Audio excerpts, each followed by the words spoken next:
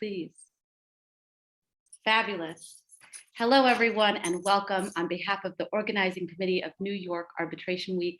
It is my great pleasure to welcome you. My name is Rekha Rangachari. I'm the Executive Director of the New York International Arbitration Center. Before we get started, we must give thanks to all of the groups that have helped us, both financially and as well our participating organizations. And I would be remiss if I didn't also acknowledge our co-chairs and the complete organizing committee there. Our topic today is New York Stories. This is a session put on by ArbitralWomen, and we're talking about options, opportunities, and challenges. I invite you to please put your questions in the Q&A function, leaving the chat to be robust so we can all say hello and get to know one another. As well, CLE will be offered for this session, so stay tuned. If indeed you need CLE for diversity and inclusion, the code will be shared at the end of session. Materials were already circulated, but not to worry if you didn't receive them. They are also posted on the New York Arbitration Week website, and I will post that link into the chat so you can take a look at the substantive materials that were shared, as well as the different forms that you will need for CLE. Without further ado, I would like to introduce our fabulous moderators for today and then allow them to take the mic.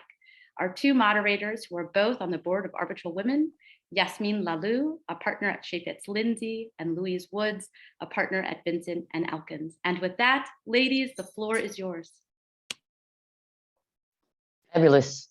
Good morning, everyone. Thank you, Rekha, for this introduction, and it's good to see so many of you here. Welcome to our panel on mobility and optionality and the opportunities and challenges of career changes in international arbitration. This topic was inspired by the convergences of two phenomena. The first is that international arbitration has morphed over the past couple of decades into a global industry, with large IA groups growing within firms and establishing themselves autonomously from their litigation counterparts. You now have international arbitration focused classes and specialized LLMs in law schools. We have basically the emergence of an entire ecosystem around international arbitration, including large expat firms, specialized vendors, hearing centers, legal tech companies offering tailored research tools, and until recently, very hard to find knowledge and resources, arbitrator research tools, third-party funders, and other consultants. And of course, you know that you have achieved industry status when you have your own publications, where AllSmart, which directed at lawyers, which nourish both their thirst for knowledge, their thirst for gossip. And now we're talking about global arbitration review. The second phenomenon is that this growth has proceeded to expand beyond the historical IA centers in Europe or the United States, with regional and local institutions emerging to compete head-on with the more historically established institutions such as the ICC, the ICDR, or the LCIA. And you have seen also systematic and focused efforts by local legal communities to build international arbitration in their own jurisdiction by sending the youngest and brightest to study abroad and have internships abroad while pushing for their own domestic IA statutes, programs, or institutions. And at times it happens with the active institutions of the local government who supported the growth of that industry. This transformation on steroids has manifested itself in the proliferation of what we have now, the arbitration weeks in various cities, such as this one, which is taking place at the same time as Dubai Arbitration Week, which are showcasing what the local arbitration community has to offer. These developments have created tremendous professional opportunities besides the traditional path of a lifelong firm life career.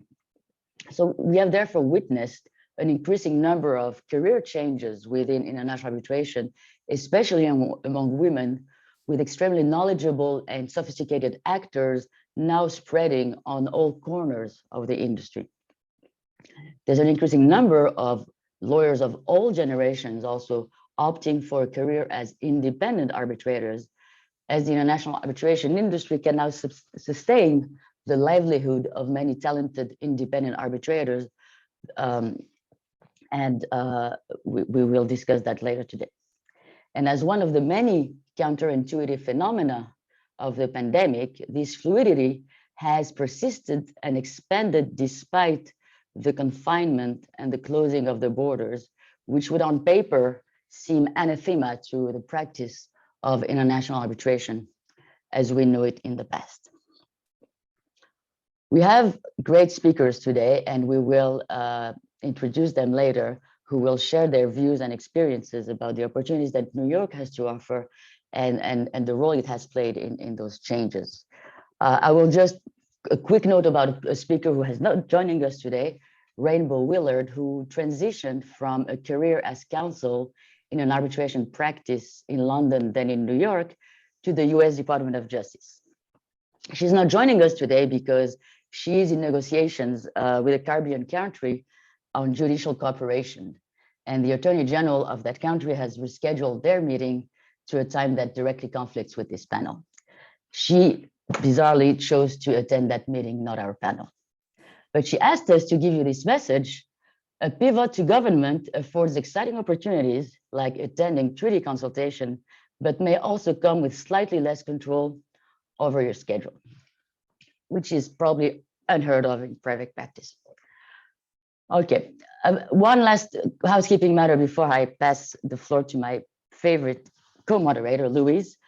We will have Q&As after the presentation and dialogue between the panelists because it seems to be easier given the Zoom format. But please engage with us and please put your question in the Q&A boxes. And as Reka says, about 10-15 minutes into before the end of the session, I won't tell you when, we will tell you the CLE code to obtain CLE credit. Now, without further ado, I think my dear co-moderator, Louise Woods, will introduce ArbitralWomen, which has been key in promoting and supporting and offering a forum of expression for the dramatic growth of opportunities for women in arbitration. Thank you, Yasmin. Good morning, New York, from an uncharacteristically sunny London this afternoon. It's an absolute pleasure and an honor to join you today. And although thinking about it, I think I missed a trick. One of my New York-based colleagues asked me last week why I wasn't taking the opportunity to travel to New York and be with you all in person. And having thought about it a little bit, I realized he's right. It would have been a perfect excuse for Christmas shopping. So silly me. But anyway, here I am in London with my cup of tea and very pleased to be here. For those of you who don't know me, I'm Louise Woods, a partner at Vincent & Elkins in London, specializing in international arbitration and litigation. I'm also Vice President of ArbitralWomen, a proud supporter of today's event on career options, opportunities, and challenges in international arbitration. Despite the confusing accent, I'm British, but grew up in New England and Paris. As many of you know, ArbitralWomen is an international non-governmental organization dedicated to promoting women and diversity in international dispute resolution. Founded in Paris in 1993, today our 1,000 strong membership spans the globe from at least 40 countries. Our board of directors, which includes my co-host Yasmin, hail from 13 cities and volunteer their time to support the organization's activities in furtherance of ArbitralWomen's purpose to promote and unite women in international dispute resolution. ArbitralWomen is a proud supporter, promoter, and signatory of the Equal Representation in Arbitration Pledge. Our activities include many, many things, and I'll touch on just a few of them this morning, but I would encourage you all to go and visit our website if you're interested in hearing more about what the organization does. But first up, we publish content that features leading women in dispute resolution on our website and in our fantastic newsletters. We host and support events that reflect our mission to promote women and diversity, including major arbitration events around the globe, such as New York Arbitration Week, Dubai Arbitration Week, which is also taking place this week, IBA Arbitration Day, Australia Arbitration Week, London International Disputes Week, to name but a few. We promote our members' professional achievements on our website, in our news alerts, and on social media via Twitter and LinkedIn. Please go follow us. We maintain a public, searchable directory of our members on our website to assist parties, counsel, and institutions in identifying female arbitrators, counsel, and experts.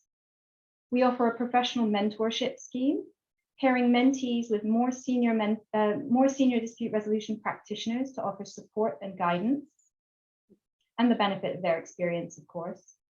We also offer a confidential parental discussion forum, which enables our members to seek advice and support on balancing a career in international arbitration with parenthood. We report on diversity initiatives in the workplace and beyond.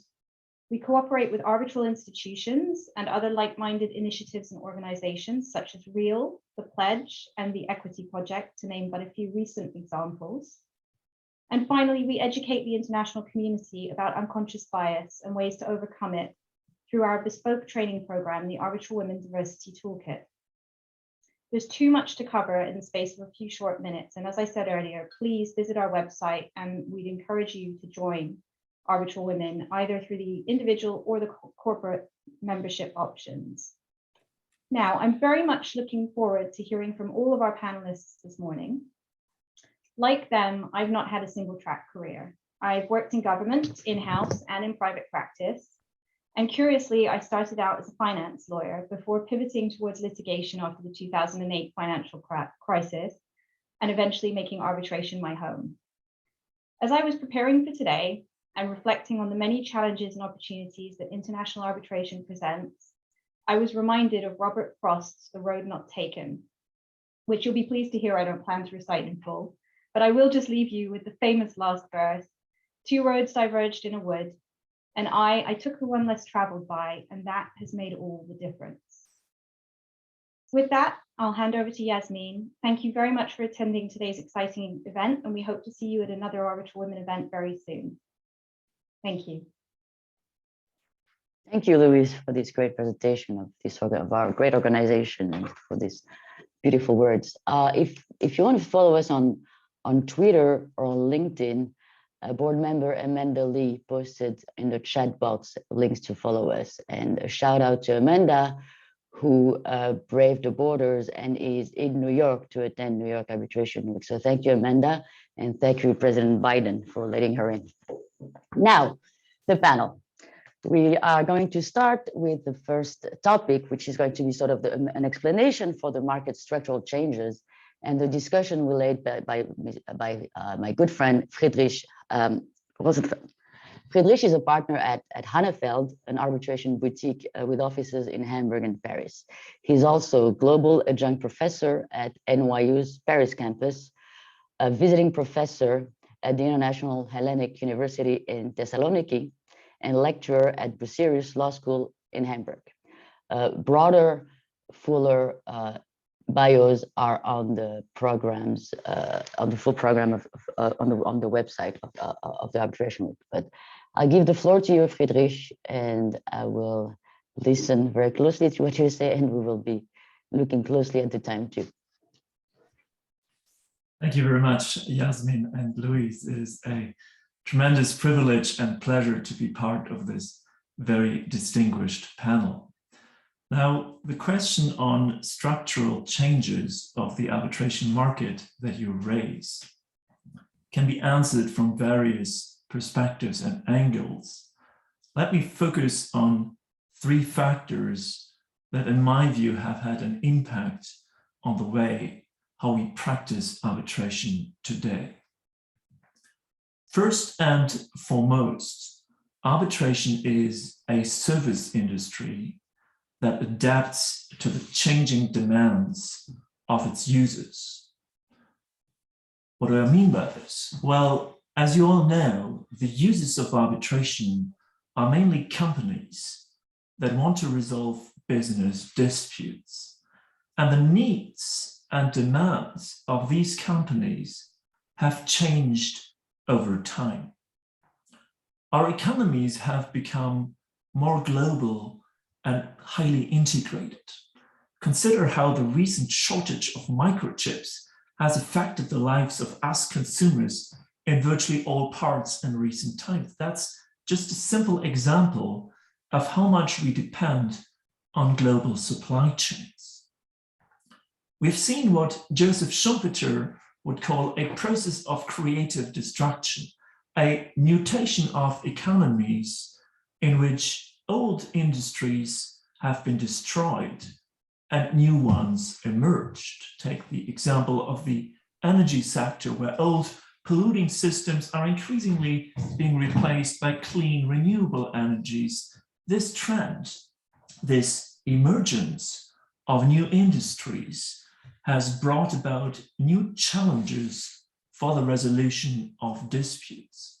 Some disputes have become more complex. They may require decision makers and counsel with a deep technical understanding. Others call for a quick resolution because economic development occurs at a high pace. Now, these changed demands of the users of arbitration have had an impact upon arbitration as a service industry. Today, and you mentioned this, Yasmin, in the introduction, arbitration is practiced in virtually all parts of the world. Major arbitration hubs are not only found in the US and Europe, but also, for example, in Asia, and we will hear from Chris about the Middle East. Even in Africa, we see a steady increase in the use of arbitration, and newly created organizations such as the Africa Arbitration Association do a great job in supporting this development.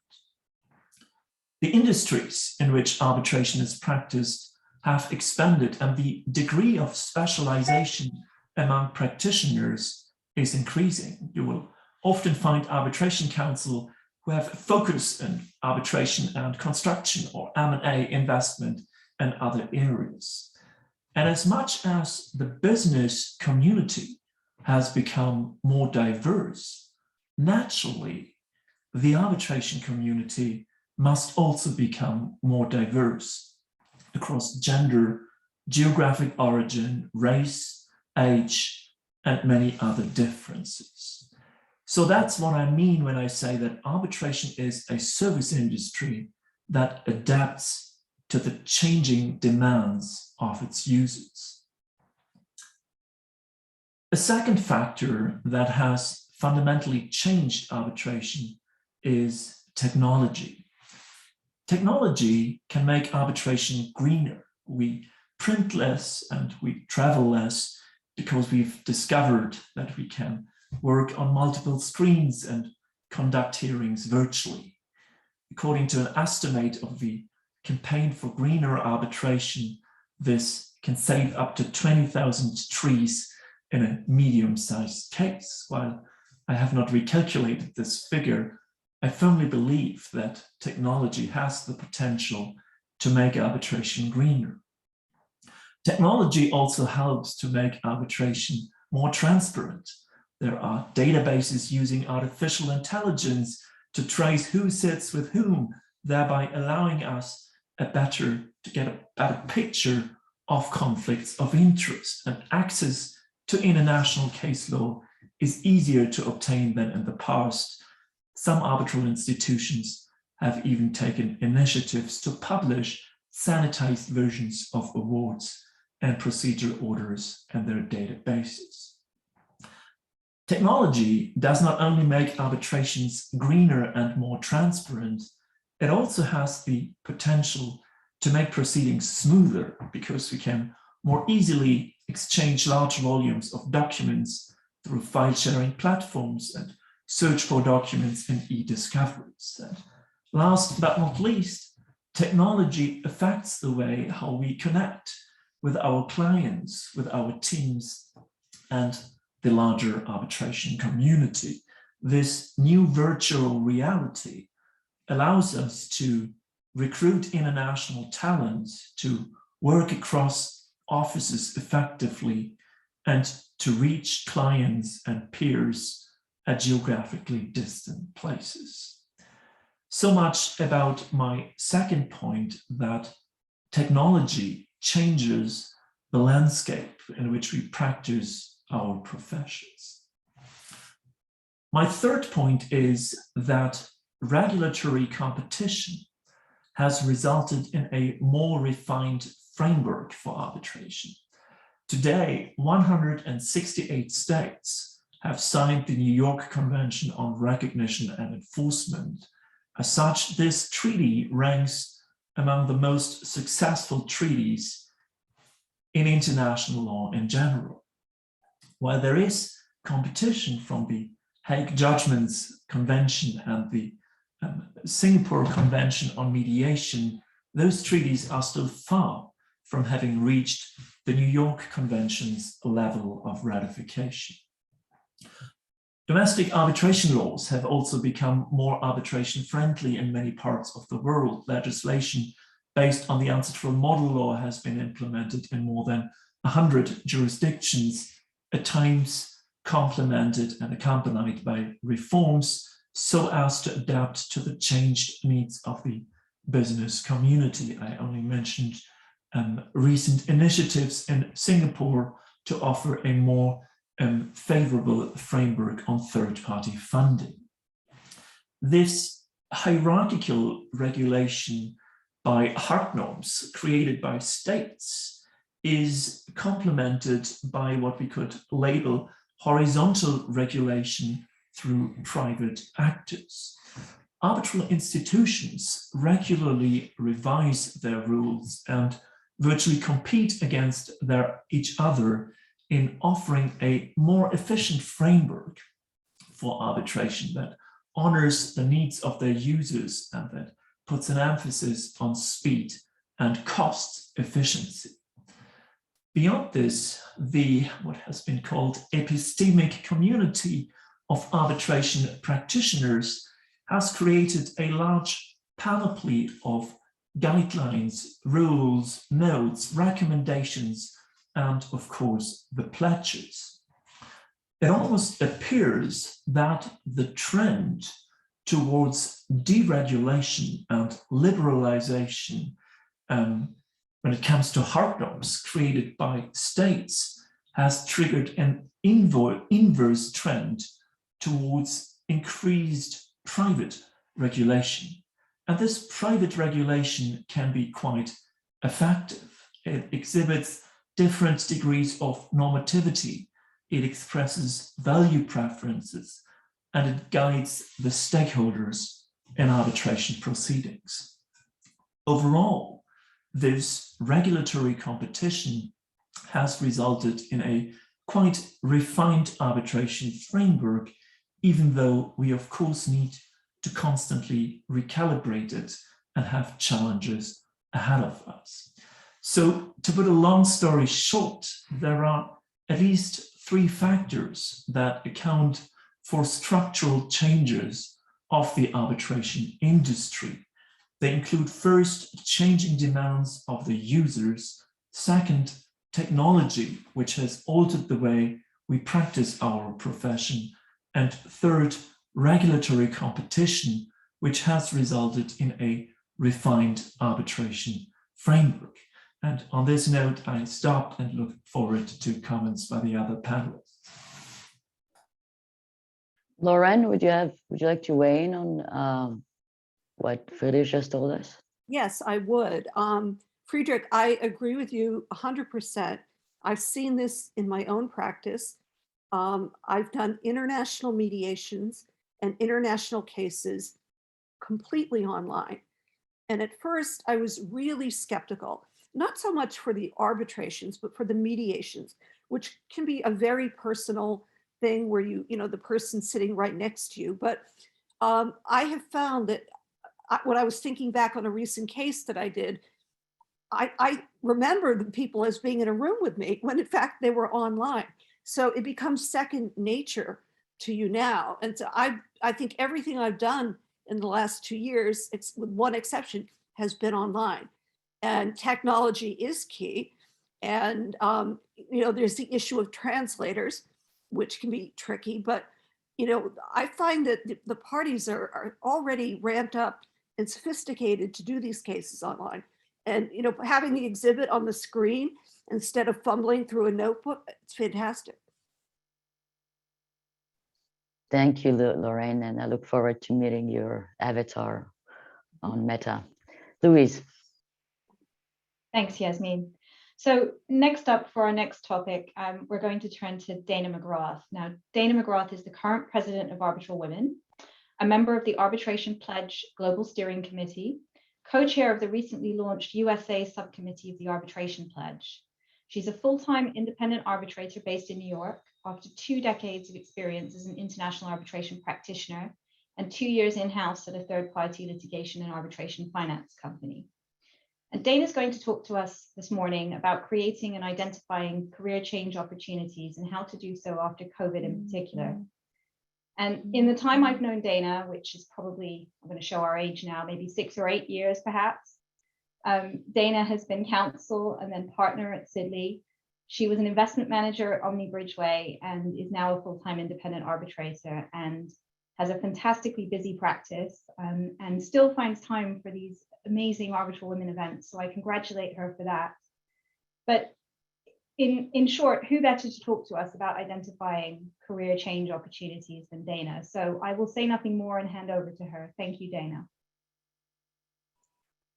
Thank you, Louise. Good afternoon, Louise. Good morning, good afternoon, good evening, which is what we seem to say from New York during pandemic. I'm happy to be here with all of you. And I think each of us have some overlapping aspects of our career trajectory and some differences. And so this should be interesting to hear from each other and discuss together. And then hopefully you will join us for the networking sessions later today at 2:30 p.m. Eastern and 5 p.m. Eastern, respectively, if you are awake, and continue the discussion in a fluid networking environment. But just to provide a few comments on the topic at hand, as Louise mentioned, I'm based in New York. I'm actually a New York qualified lawyer who started out more than a few years ago when the international arbitration field was far less defined.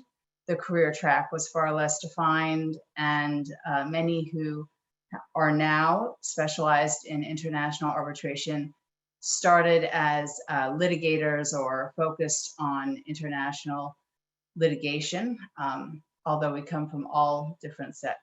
I know corporate lawyers who transitioned to being arbitrators or arbitration practitioners as well. I started as a litigator, and I thought I would be a US litigator for my career, and by happenstance was assigned to some arbitration cases. And that is how I was introduced to international arbitration at a time where there were very few, if any, offerings in law school of arbitration courses. I didn't take any arbitration. There were not arbitration moots. It was a completely unfamiliar territory, and I sort of stumbled into it because I had the French language background that was needed to do some triage research before a Saturday hearing in Ontario, which, as international arbitration members, you know that weekends and weekdays kind of blur together in the international arbitration field. So a hearing on a Saturday meant a very busy Thursday and Friday. And for me, it was a busy Thursday and Friday in French. And so I did a lot of research in not a lot of time and learned a lot about arbitration procedure really quickly. And from there, we fortunately won the procedural issues that were heard that Saturday. I did not attend, but I got a positive report, and it led to me being involved in the case more deeply and then involved in other cases, and using my foreign language skills was part of it, but then it became much more my background in international arbitration procedure, having worked on several international arbitration cases. So that's when at some point I consciously pivoted, which is a word that means different things to different people. I see it as a positive when you sort of make an adjustment that is in your direction at your choice. So I pivoted to try to focus more specifically on international arbitration as my area of specialty at the law firm. But once I made that realization, I made an effort to also engage in international arbitration community externally. And I really encourage anyone who's interested in this field to do so as well. And it's not easy to do in the first instance. And you really do need colleagues and allies outside of the law firm to introduce you to those kinds of opportunities. And one of the most important allies is with us here today, Lorraine Brennan, who opened so many doors to me and welcomed me into the international arbitration community outside the confines of my law firm. And from there, I became involved in many other communities, organizations. I would try to actively participate in any committee or organization I was involved in, because if you were just on a committee but not really engaged, it's not as helpful to you in learning your path and excelling in the field. So by taking on an active role in a committee or an organization, you will ultimately land more opportunities. And at some point, I was then given leadership positions at organizations, but that's over a course of many, many years. And I had many leadership positions before I made partner at a law firm. So I encourage everyone at an early age to think externally about developing your profile, getting involved in organizations, writing on topics of international arbitration that are of interest to you to demonstrate your interest and expertise, develop yourself professionally externally, and then decide where it is you want to excel. So I spent many years as a practitioner. I loved international arbitration. I did it, I thought I'd do it forever. And then I hit a point where I was excited and ready to try something new. And I think that everybody hits that point at some, you might not make a change, you may choose not to, but at some point you do reassess, where do I want to be? What do I want to do? Taking stock of the skill set that you've developed and what you've learned about the field and your broadening network. So I decided to move after some time as a practitioner to being in-house at a third-party funder. And I learned all about third-party funding, litigation finance, which is, as everyone knows, is a booming field and ever expanding. And it's highly relevant to international arbitration, whether you're in funding or any aspect of international arbitration. I think that funding is something it's really a part of today's international arbitration world. And so I was grateful to learn so much about it. And I learned also about a totally different kind of docket of cases than the kinds of cases I was handling when I was a partner at Sidley and other law firms before. So that was also very interesting for me to learn different aspects and different kinds of arbitration cases. And then there was a pandemic, and like many of us in pandemic, I'm sure we've had at least 1 hour to reflect upon who we want to be and what we want to be if we live through this. And I, knock on wood, have so far survived the pandemic and look forward to a career thereafter. And I hope that the pandemic is coming to a close. But it has been a long pandemic. And so I think a lot of us have done reflection. And that was part of the reason we thought that this would be a good topic for today's panel discussion, because so many of us have been thinking, what is important to us in life? What is important to us professionally, personally? Families have been estranged from each other, borders have been closed. It has been something that none of us have experienced before. We took for granted in international arbitration, flying around the world and, best friends being, across an ocean and seeing them regularly, and suddenly, everything changed. And so with it comes some, internal reflection. And I decided that I wanted to pivot again to be a full-time arbitrator, something I always knew I wanted to do. But I think that it was the climate that we've all experienced where you sit down with yourself and decide, what do I want to do and when do I want to do it? And so I have seen so many men and women make professional changes in the last 2 years to a number of different things. And I think that ironically, the pandemic in many ways has jump-started people engaging in things earlier than they may have otherwise done, or launching initiatives, or developing a different way of networking and mentoring and sponsoring or being a mentee. I mean, the community has been changed by technology, as we were talking about earlier. And so I have found that it has been a really welcome change to be a full-time arbitrator, and of course continue with ArbitralWomen and the many other activities that I've been involved with for many years before going full-time as arbitrator. And so I've had a lot of different experiences, worked on New York focused committees and at the New York City Bar with an international twist. I've worked on international organizations, and I've worked in a lot of different capacities. And so what I would say is keep your eyes open to any opportunity that comes along. Talk to as many people as you can and learn what they do, because someday you may want to rethink or adapt to doing something else. And the more you learn about it, the better. The more you learn about the different options out there, the better. If, you know, some people love what they do, or they love a lot about what they do, but they don't love every day. Not every day in your professional life, no matter what your role is going to be a great day. But if you find that you want to make a change, I really encourage you to reach out to the international community and ask for a Zoom mentoring session or something like that, because so many people were very available to me when I was trying to explore my next steps. And I know that those same people had been available to others. And I think that one of these special aspects of the international arbitration community is that there are many members of the community that really want to give back. Many of us are adjunct professors of law and, you know, teach students, coach students in competitions, mentor through a number of different organizations' mentoring program. And you heard that ArbitralWomen has one, as well as a parental mentoring program. There's so many people in the arbitration community who will extend themselves to share their story and their advice.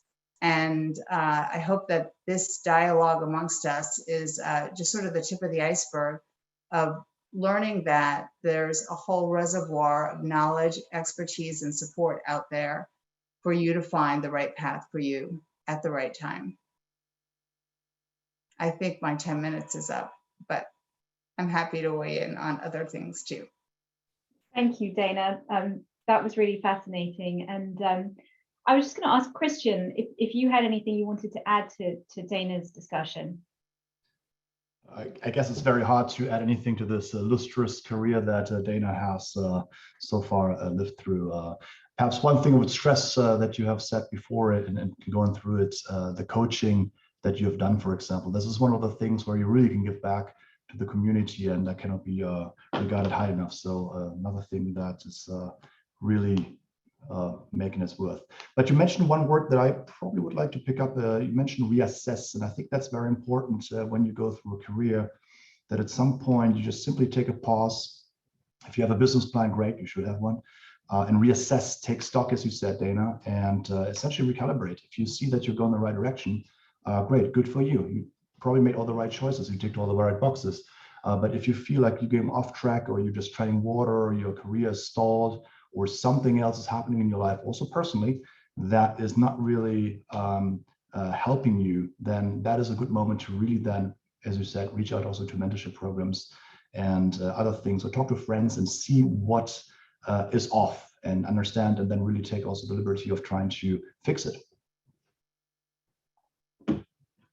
Thanks, Christian. And I agree. And I think the last sort of 18 months has allowed us perhaps the time to do that we wouldn't normally have had in pre-pandemic circumstances. So silver linings and all that. Okay, I'm going to pass back over to Yasmin. Thank you, Chris. Thank you, Dana. Thanks, Louise. Thank you, Chris. Thank you, Dana.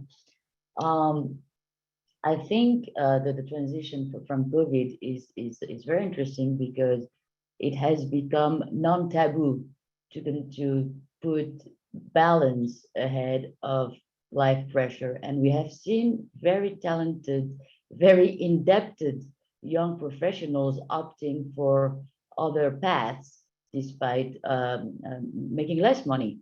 because they think that's not the lifestyle they want.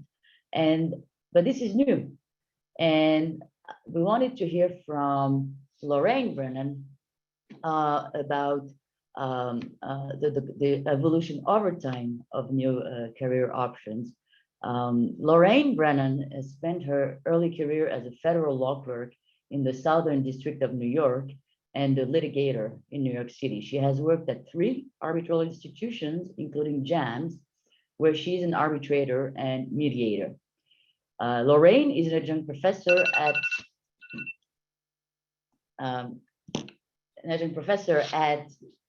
Georgetown Law School, teaching international arbitration. And we would not have New York so much on the map of international arbitration without Lorraine, who kickstarted ICC New York at the time she was leading the USTAB. So Lorraine, we're really looking forward to hearing your views. Thank you, Yasmin. Before I start, I wanted to thank Dana Mcgrath for the shout out, but I also want to acknowledge ArbitralWomen under her reign, so to speak, has become an unbelievably active arbitration, active organization. When we started, and I was one of the founding members, we were 9 or 10 ladies getting together for dinner in Paris. And now look what we have. And that's due largely to people like Dana and Louise Woods and all the younger people with all their wonderful energy and enthusiasm. So I didn't want to let that get one said.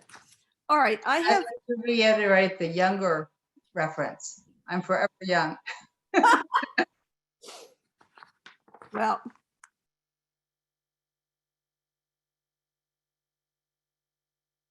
okay.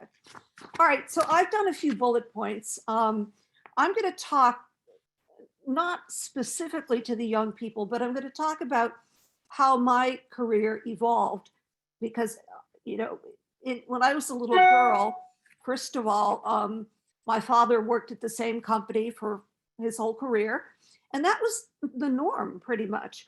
It was, people would think, oh, midlife crisis if you change jobs. But when I decided to do different things, my father was, you should have a 5-year plan.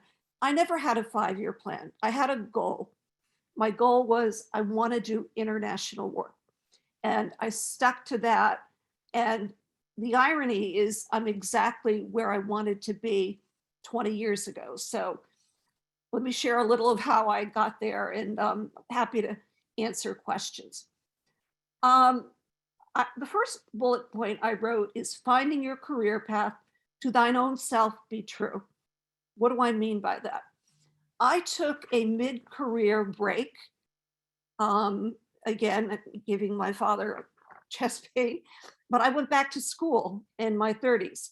And I went to the Fletcher School of Law and Diplomacy, and I studied international law, and I got a scholarship to Switzerland. And then after graduating, this ICC job came up because I'd been at Fletcher. It was posted on the career board.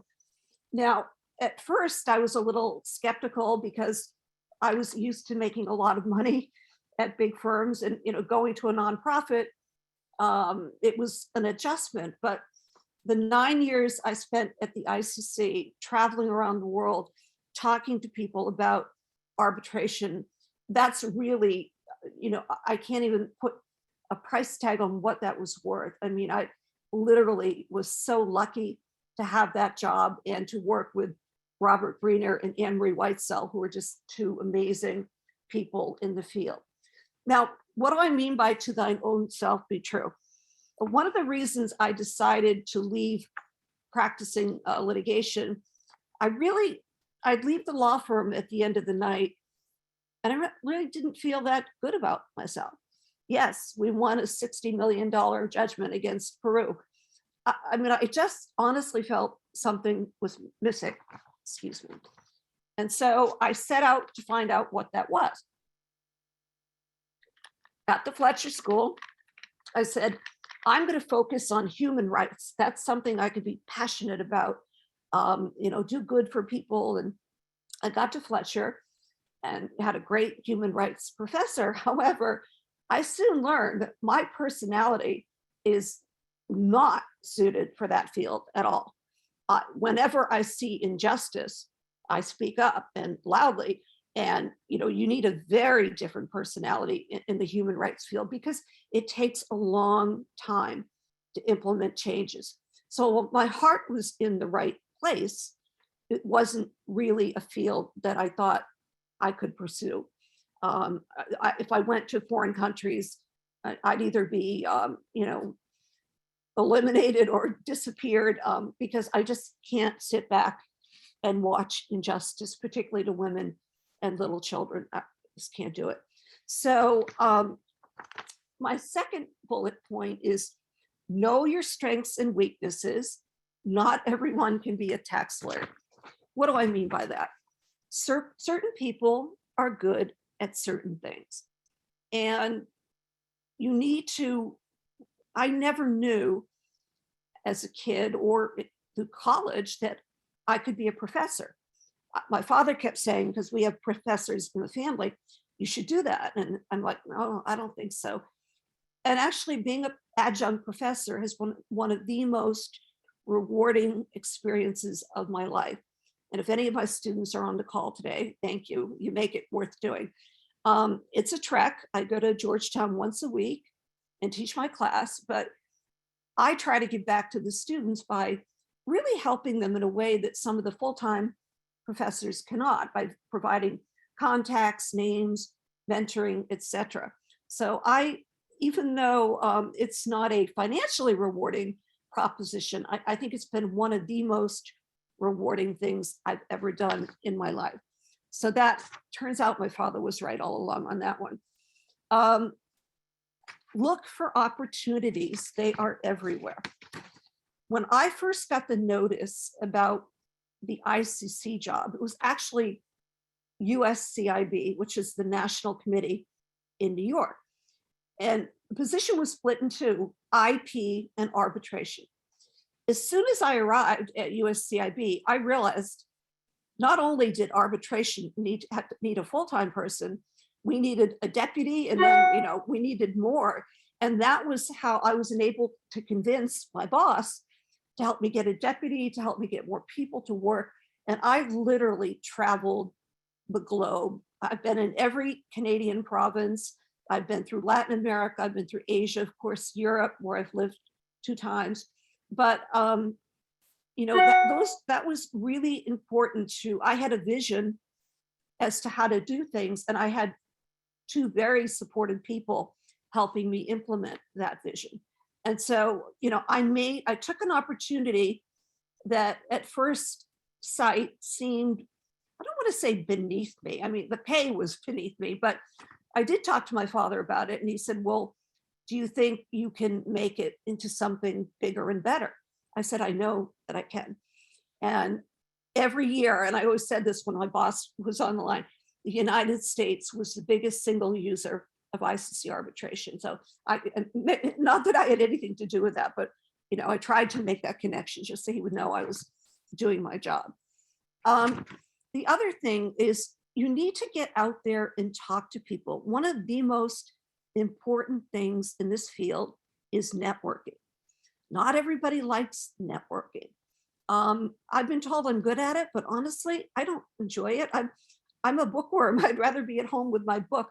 But it's critical in this field to forge connections and to, if you join committees or teach and all of that, you will get known. And it's very important that you get your name and face out there and that people know who you are. Since I started in the field quite some time ago, it was easy to be noticed. There weren't that many women.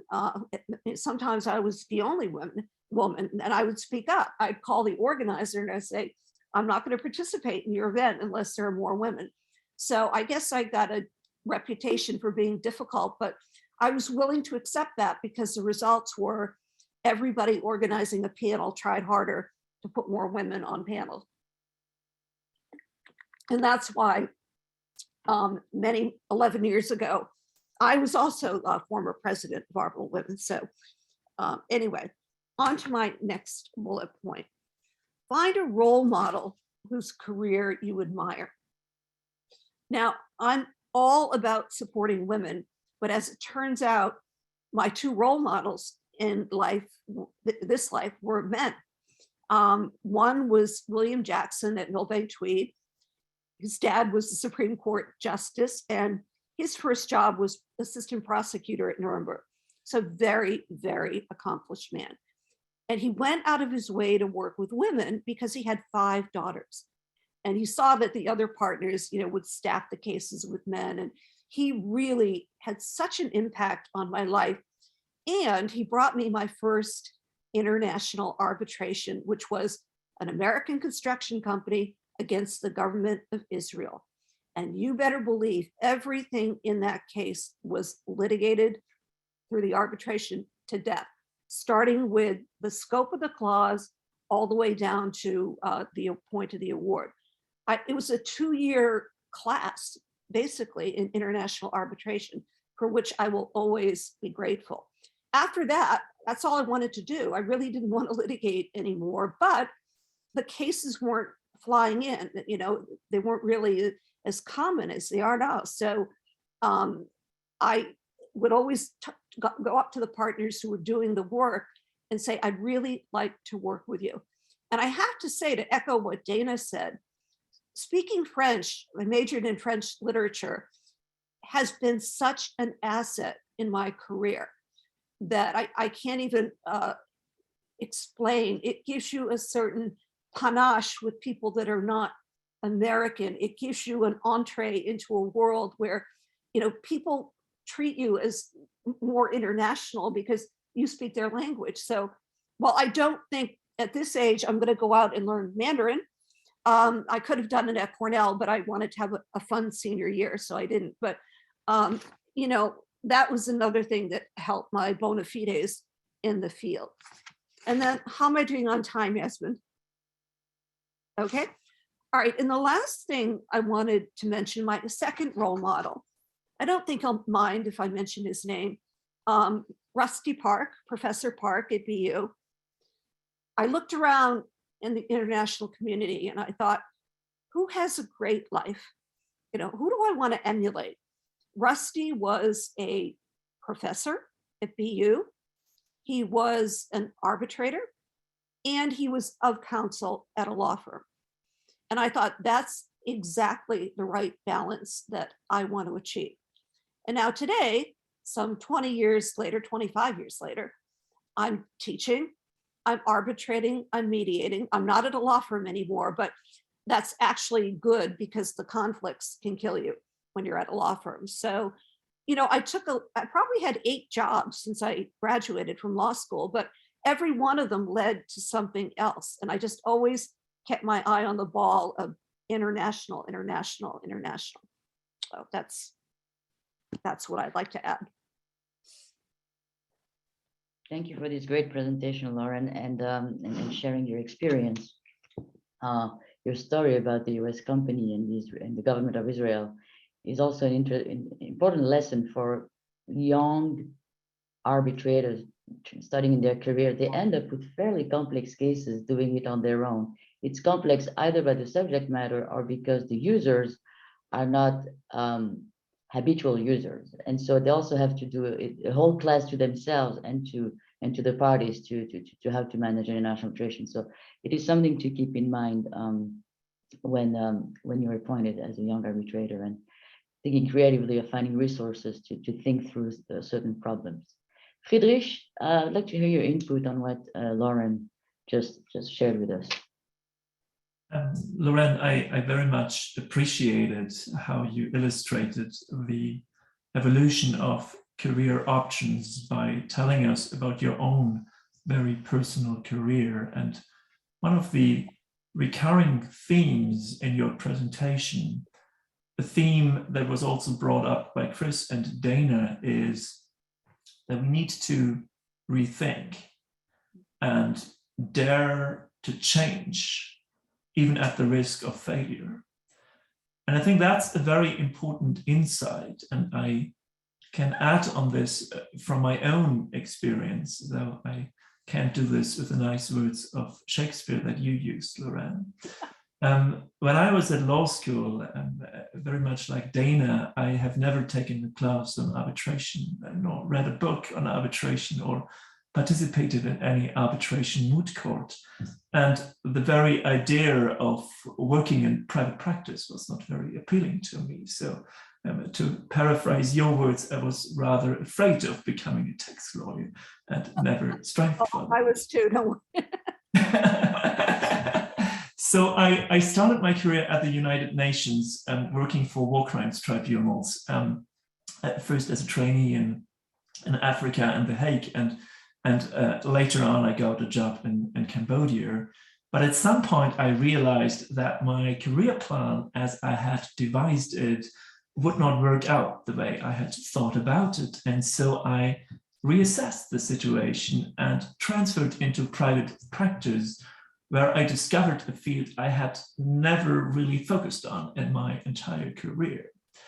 Now, I don't think that you necessarily have to make such a far-reaching career change, or that you have to change firms for the benefit of changing, but this general attitude of reassessing, having doubts, and daring to change at the risk of failure, maybe also failing from time to time, this attitude can be quite helpful. And it may assist you to become more entrepreneurial, to broaden your horizons, and to find purpose in what you do. That just as a small add-on to your great presentation. Thank you. Thank you, Friedrich, for those views. I will give the floor back to Louise. Thank you, Yasmin. So we're now going to pivot away from New York, and I think pivot's probably going to be the word of the day. But we're going to touch on geography now, and we're going to turn to our next speaker, Chris Alberti. Now, for those of you who don't know him, Chris is Chief of ADR and General Counsel of the Saudi Center for Commercial Arbitration. He's former Assistant Vice President, International Center for Dispute Resolution, and he previously had a tenure as an Assistant Vice President. He is based in Riyadh in Saudi Arabia, and Chris is going to speak to us about expanding international arbitration to broader jurisdictions and give us some perspective on the journey from New York to Riyadh.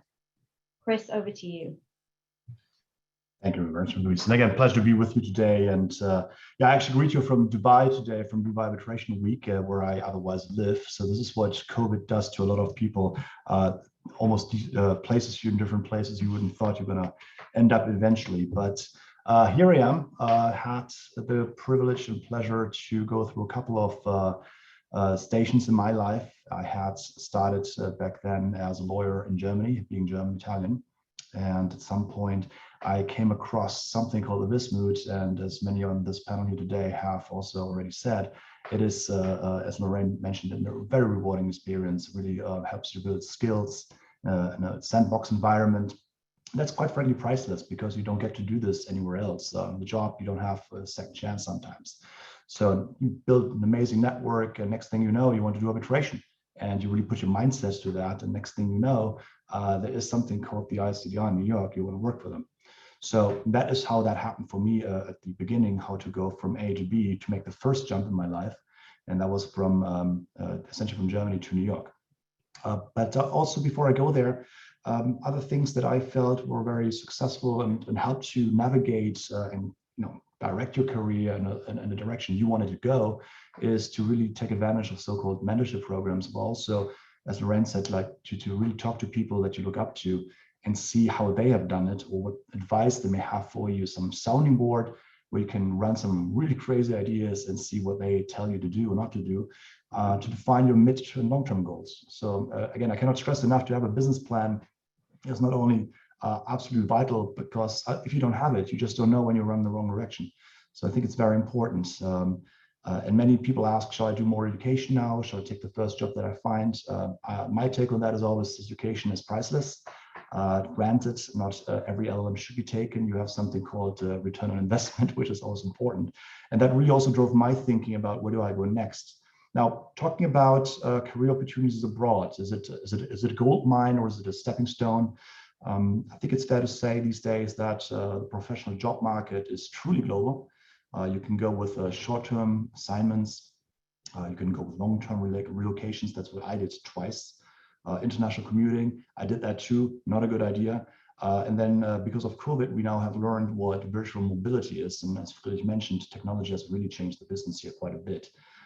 But again, for me, it was the first jump from Germany to New York. As Louise said, road not taken. That was something that I had in mind as well. I wanted to take that road to really make that jump, to take this as a stepping stone for me. It was even a step back initially because I had a good job back in Germany, but this is what I wanted to do. And this kind of fitted into where I wanted to be.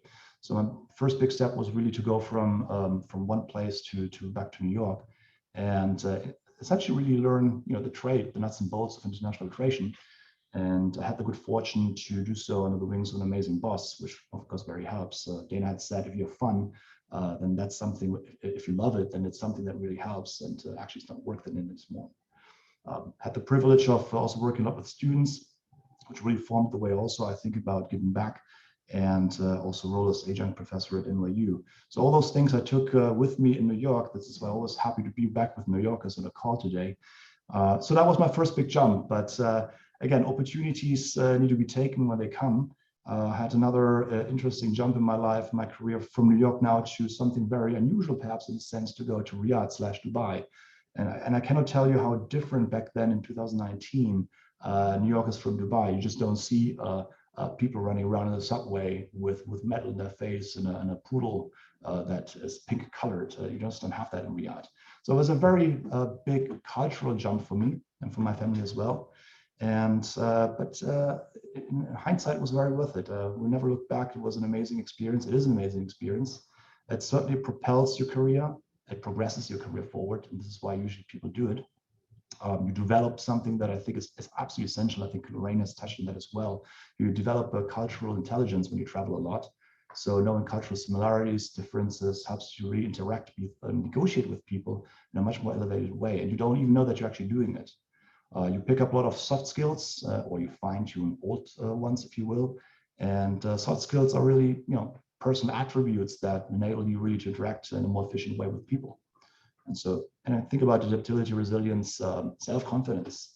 There are entire studies that suggest that 85% of job success really comes from having developed skills. And so by traveling, as Lorraine mentioned earlier, you pick up a lot of things left and right. And again, you don't even know that you're doing it, and you replicate or you reproduce that when you interact with people from different cultures.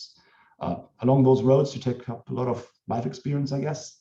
The networking expands tremendously. And above all, I guess I would say it's a lot of fun. Now, shifting gears a little bit about how to identify markets or niches when you go global on new jurisdictions. Where do you need IA or international arbitration? I think the first thing I always say is that arbitration is procedural in nature. It's not substantive law. So to think that you in your early career can go to a law firm and say, I'm an arbitration expert, give me a job, that's not working that way. And it can entirely backfire essentially. But as Friedrich said, you got to adapt. You got to dare to be different as well. So if you're looking at certain areas, you got to look very carefully and plan around those. I think that underrepresented areas still do exist, niches still do exist. Just talking about KSA, Saudi Arabia, for example, hospitalization, tourism is just really on the rise right now with this Vision 2030 that's happening, and this entire country is changing so much. In the last 3 years, it's hard to recognize again from what I saw 3 years ago only. Dispute resolution and climate disputes, that's, I think, on the forefront. It's coming hard. We'll be talking more about that, not enough, but hopefully more. And it comes with disputes. Think about blockchain technology, smart contracts, etc. Space travel. People underestimate that's coming as well. So there are a lot of areas where you can really break into with substantive law or sectors, industry sectors that are very interesting, that are really underrepresented, and where you can really make a dent if you put your mind to it. But again, it all comes back to a very solid business plan. We want to make sure that your short-term, midterm goals are solid. And as I said earlier in response to Dana, you got to also take a step back. You got to really assess, and as also Friedrich mentioned, you got to really assess and recalibrate and see whether you are on that track that you need to be. And if not, how can you change it? Can you talk to see whether or not this is something that is going the right direction, or you're just too blindfolded or too proud, or the ego is in the way? Something may hold you back from reconsidering your path. And I think that's a big mistake. I think you should really be open about that. If you feel you're treading water, again, as I said earlier, pause, just think about it. Think about what you can change in your career. Is it a new field, a new place? Can you travel internationally? There's so much opportunity out there. You just have to open your eyes. With that, I give it back and happy to answer any questions.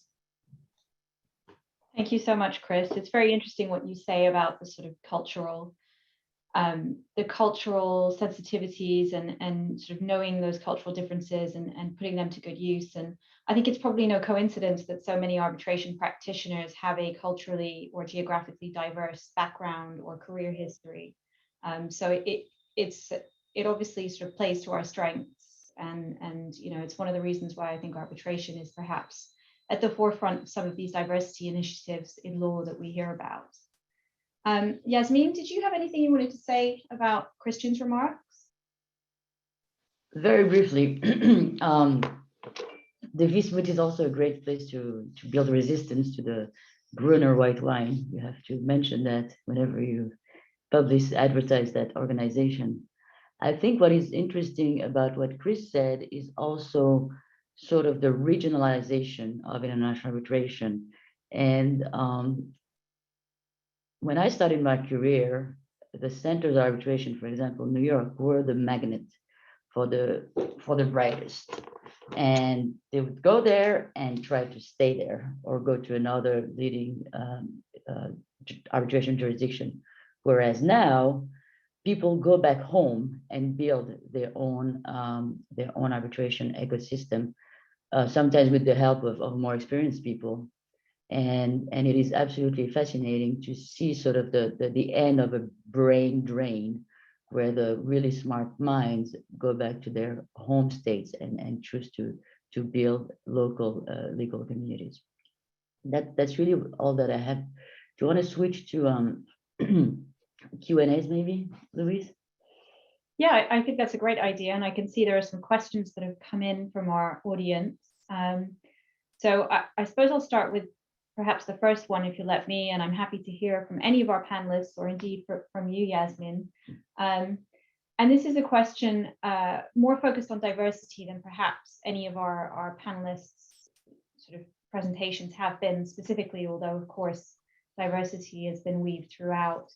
But one of our attendees wants to know how one deals with law firms, I presume it's a reference to law firms, that either do not have leading female partners or any form of diversity committee, and how one can really sort of forge a career within one of those. I just wondered if any of you had any views on that. Perhaps Dana, given that you have a history as a partner at a law firm, you might want to answer that question. I'd be happy to, and I think it's a really good question, because now there's an expectation that firms have female role models and diversity committees, and that diversity and inclusion is a central tenet of the law firm culture, and that is not uniformly the case necessarily. And dating myself, but when I was forging a career in my early days in the law firm, it wasn't at all front of mind to advance diversity and women, and there weren't people who had a role as diversity officer, and now it's an entirely different field than it was then. So I entered the legal field at a time where there were no leading female partners and there were no diversity committees or analogous committees. The best you could get was an associates committee, where like the associates would collect their gripes and frustrations, and someone would be tasked with relaying those upward to the partners, who were, probably not enthusiastic to hear them, but, would incrementally try to respond to them. So that's as close to a committee to facilitate your career as you would find back several decades ago.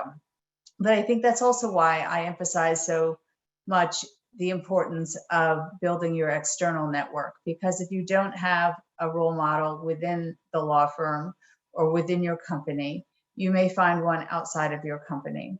And I also think it's important to not necessarily feel that the best role model for you is tied to gender.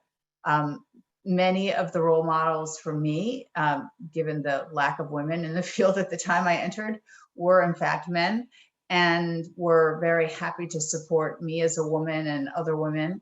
And now there are more women who can be mentors and give guidance and hopefully help the rising generation of both men and women arbitrators. And I am part of the Rising Arbitrator Initiative, and I believe strongly in helping the next generation along. And especially when it comes to women, I think that there are more women in law firms now than there were that can be mentors or guides or examples of a career path.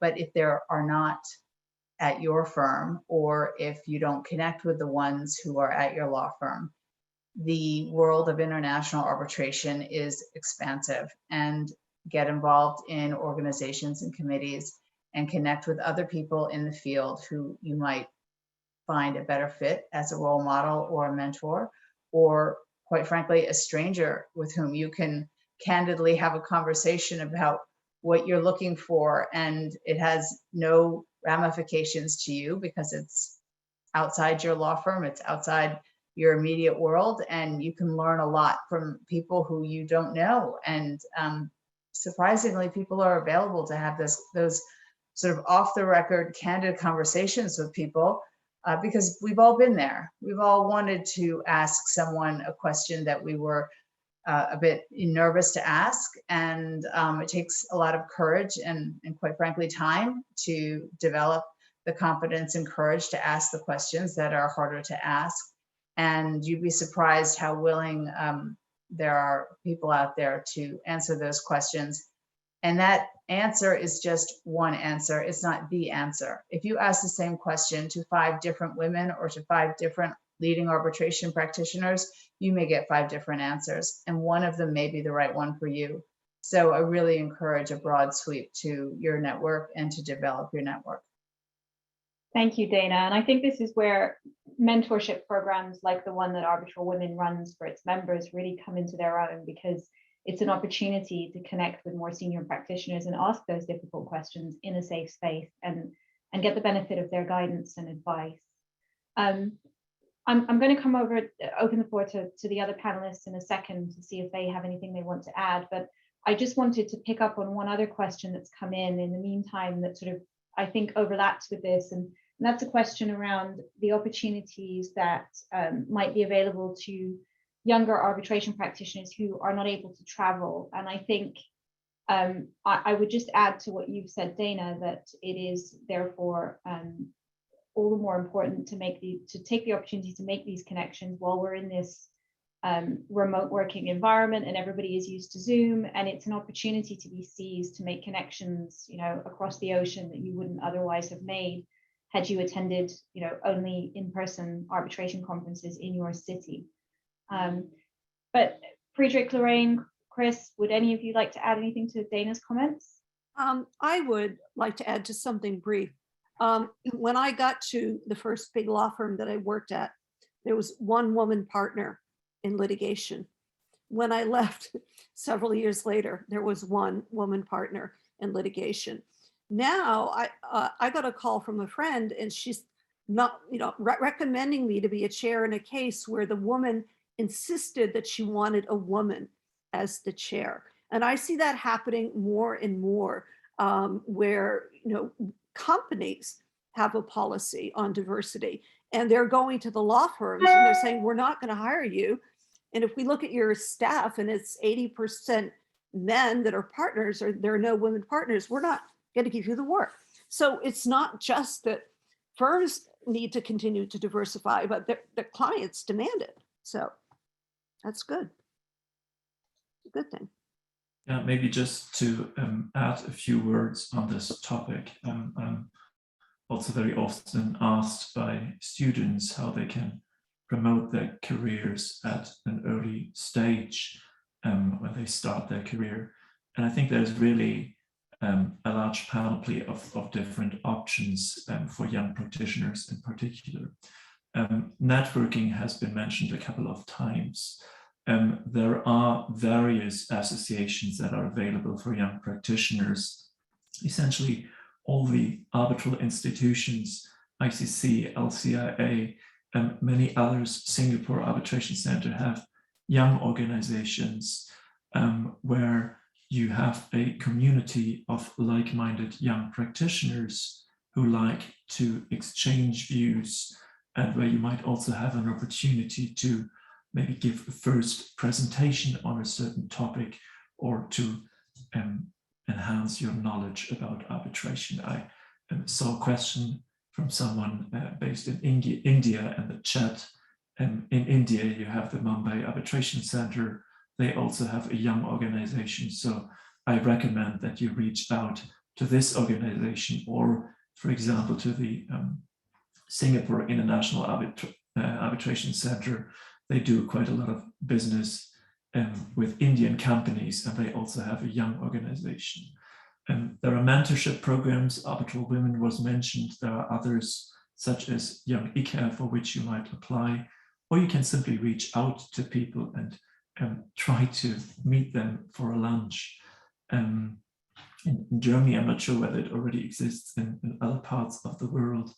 There is now, organized by female practitioners, an initiative, Arbitration Lunch Match, where you can have lunch with a female practitioner that oftentimes you don't know in advance, and you just get to know each other and meet for lunch. Now, whether this exists as an institution or not, you can just take the initiative, reach out to people, meet with them and exchange. If you studied at a law school where you had a class on arbitration, or maybe participated in the Wismut, try to reach out to the networks you have. Try to organize events. It's so easy. You can just reach out to arbitration practitioners. They all like to speak. And it's so easy to organize an event virtually. You essentially just need a Zoom account, which everybody has, and an audience. That's how you can start building up your profile. You can then move on by writing a short blog or a short article. Maybe you start with a case note, smaller pieces, and over time you then build up your profile and become known as a person who has expertise in arbitration. And I think this process does not really end. It's not that at some point you've made partner and you lean back and you say, I've made it, and now I can stop. But it's an ongoing process where you still continue also to exchange with your peers and to have mentors. And I think that can be a quite rewarding experience also. So I encourage you to make use of these multiple options that exist, and to be entrepreneurial, to take initiatives. If I may, very briefly, one housekeeping matter. For those of you who have applied, who need CLE credit, you can get credit for diversity and inclusion. And the code is ARB58, ARB as Brennan, 58. Very quickly on what Friedrich and Lauren just said, I think there's a tension. I think there is tremendous opportunities in this community, because this community has decided to give, is making a conscious effort at creating opportunities. We are trying to adopt the same values as many other industries or legal groups. We are just, as a group, much more active and taking more initiatives than many others, and it is to the benefit of many young people. Don't lose focus on also forging your legal skills. And I think it is important that, even though we love international arbitration and it is a spectacular practice of the law, don't forget to develop your generalist skills. And it's always a tension between specialized knowledge and generalist knowledge. but there is some basics, fundamental skills as a litigator, which is drafting, thinking logically, and basically being very organized as a sort of a critical path in construction. And these are some basic skills that you learn by doing from others. And just remember, this is not specific to arbitration, but you need those to become a great arbitration practitioner. If we're talking about a law firm or career path or counsel career path. I see too often sometimes a very exclusive focus on international arbitration and the networking, etc., but without the focus on building your own reputation and path. And also on what Friedrich said about writing. I think it's a great idea, but as he said, go with it with some measure and don't take something too ambitious, or because A, people may not read it because people are very busy, and B, you want to make sure to deliver a product that reflects the best of you, because it will stay online, it's your reputation. So be sure to do that. So sorry, Louise, I went on for longer than I thought, but I just wanted to weigh in on that. Maybe if I can add there as well, if time allows.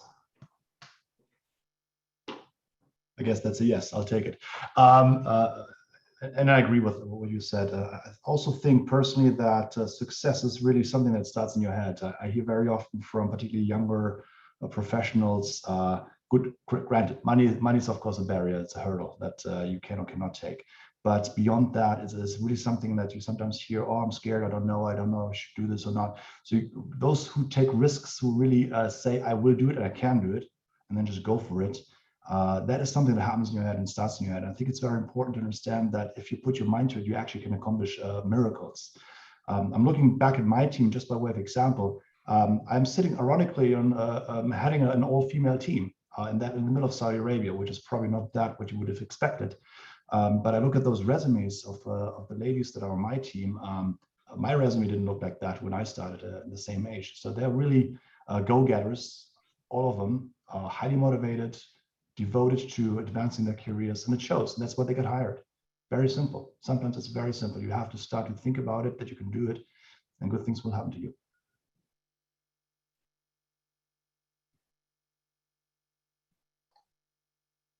Yasmin, I had one sentence I wanted to add. Since Friedrich liked my Shakespeare quote, I have a quote that I hang on my desk from Winston Churchill. Success is not final. Failure is not fatal. What matters is the courage to continue. I've certainly had, things that didn't work out, or, it didn't work the way I thought it might. But at the end of the day, you have to just keep going and believe in yourself. And that it will go a long way towards people seeing you as confident.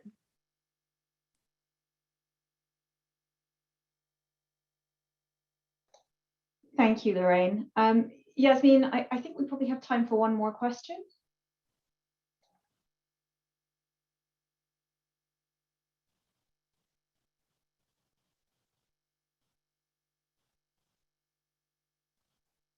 Would you like me to pick one, or? Okay. So there was one question now that I think came through in the chat as opposed to in the questions box. But it was specifically around sort of diversifying arbitration practitioners, and particularly arbitrators, in view of the aging sort of arbitrator population, shall we say.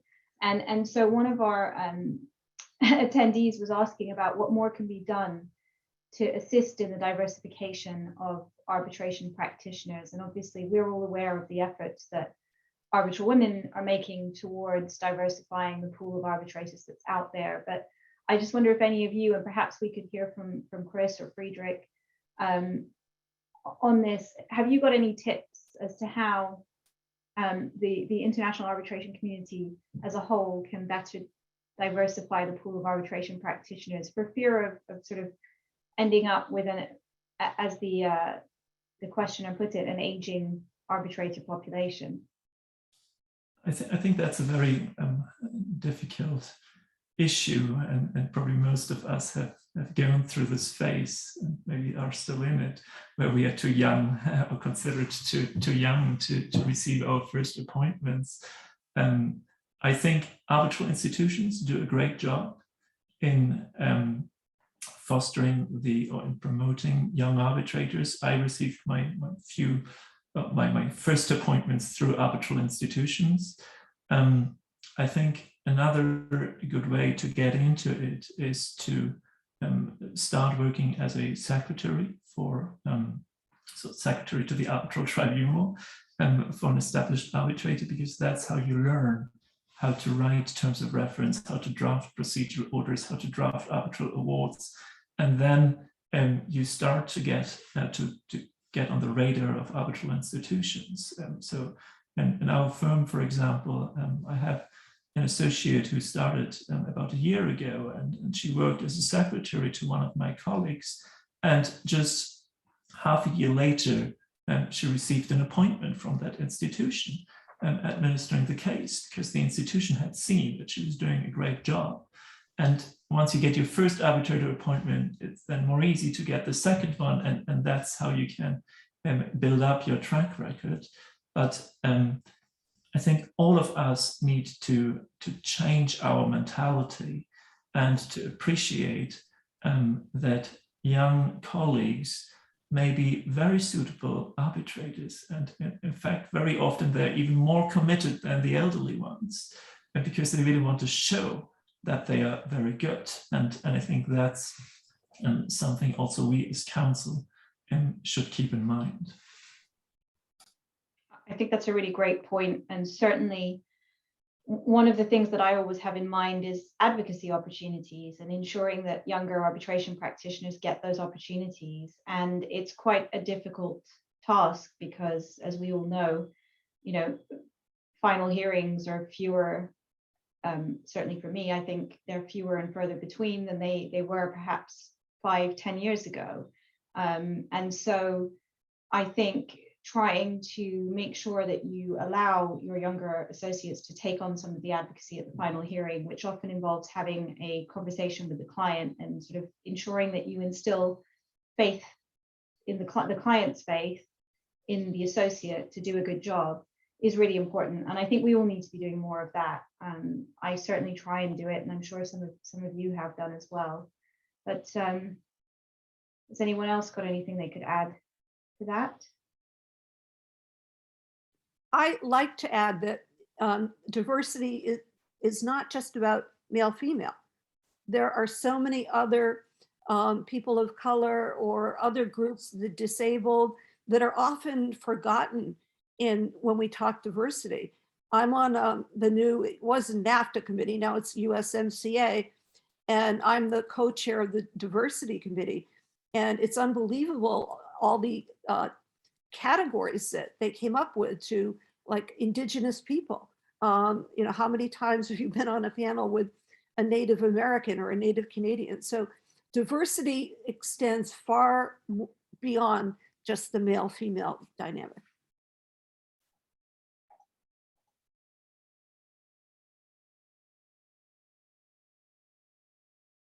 Okay, Yasmin, did you want to add anything else?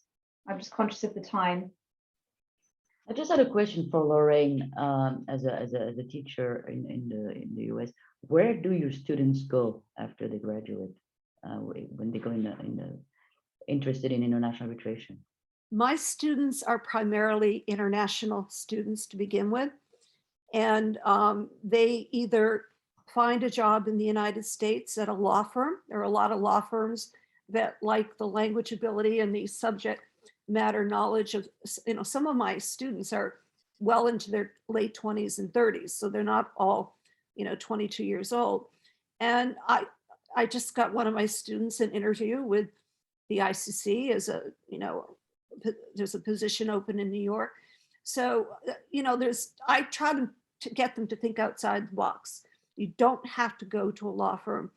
ICSID's right there in Washington. There's so many different places that hire people, and hopefully you can get the work visa. It's a little tougher now, but I encourage everyone to think broadly, and my students are doing all kinds of things, boutique firms, you know, large firms, not so much the government, but certainly the institutions. So I think that's a great jumping off place. And Amory Whitesell, who is Secretary General of the ICC Court and a phenomenal Secretary General, she started as a case manager at the ICC, you know? So you've got to start somewhere. And I teach predominantly Americans, and they go in two different directions. One is international, either international arbitration or international something, and others take the advocacy skills that they've learned in the international arbitration moot that I coach them in, and take it to a completely different sector. And it's an asset to them no matter what they do. So I strongly encourage people who are interested in international arbitration, international anything, to take international arbitration courses and do the moots, and then decide as your life unfolds what skill sets that you gain from that and where to apply them. Some of my students now are well familiar to many of you. I bet many of you know the name Kieran Gore. I met her when she was a student in law school. Now she's known by, I think, the entire international community for all of the very different hats she wears as professor, with Kluwer, with the law firm, and she's been at a number of leading law firms. She's everywhere, and she is an example of someone who's driven by passion, energy, and a commitment to this field. And I think that there's so many people in this field that have that same passion, and that is why you can find mentors and you can have the guidance that you need if you're persistent, you reach out to people, because it is, I think, one of the more special practices where people are genuinely happy. Not every day, but overall, people in international arbitration are much happier than many other lawyers, I think. And I have made lifelong friends in this community, and for that, I am forever grateful.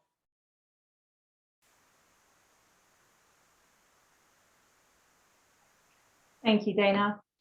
Well, I think that's all we've got time for. And I just want to say thank you very, very much to all of our panelists, and to Yasmin for co-moderating with me, to NYAC for great organization, and to all our sponsors. Thank you very, very much. And also, last but not least, thank you to our attendees for your fantastic questions and your participation. It's been great. Thank you, everyone. Have a great day, and thank you to the audience for their tremendous engagement. See you soon, virtually or in person. Thank you. Join us later if you're awake. Chris, we understand if you're not, because it's quite late where you are now. But anyone who wants to join us on a more casual level for networking later in the day, please do. And thank you for joining us this morning, or whatever time it is for you. Thank you. Thanks so much. Thanks, Bye-bye. everyone. Bye-bye.